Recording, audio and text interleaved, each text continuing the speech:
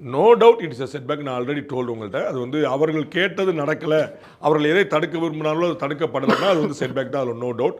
But இதில் வந்து பொலிட்டிக்கலாக ஒரு கட்சிக்கு வந்து செட்பேக்காக இல்லையாங்கிறது எலெக்ஷனில் தான் தெரியும்.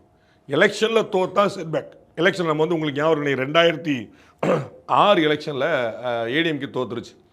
அப்போ வந்து என்ன பண்ணாங்கன்னா 2004 வந்து இவங்க இந்த ஆடு மாடு கோழி தடை சட்டம் கொண்டு வந்தாங்க.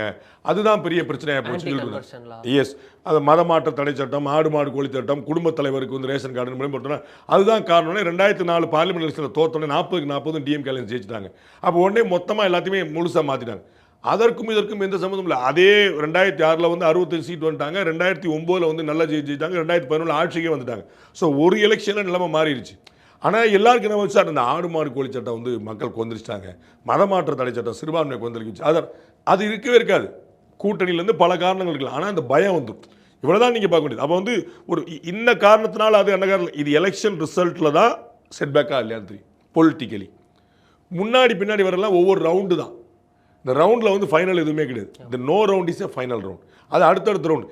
இந்த ரவுண்டில் அட்வான்டேஜ் டிவிக்கு, அடுத்த ரவுண்டில் அது என்னனாலும் மாறலாம். அடுத்த ரவுண்ட்லேயும் அட்வான்டேஜ் டிவிக்கு என்ன ஒவ்வொரு பாயிண்ட்ஸாக கூட்டிகிட்டே போய் நம்ம பார்க்கணும். ஸோ இதில் சிபிஐ விசாரணை கேட்டாங்க, அவங்களுக்கு கொடுத்துட்டாங்க. சிபிஐ விசாரணை வேண்டான்னாங்க, இவங்களுக்கு கொடுக்கல. அப்போ இது வந்து இவங்களுக்கு செட்பேக், அவங்களுக்கு அட்வான்டேஜ்.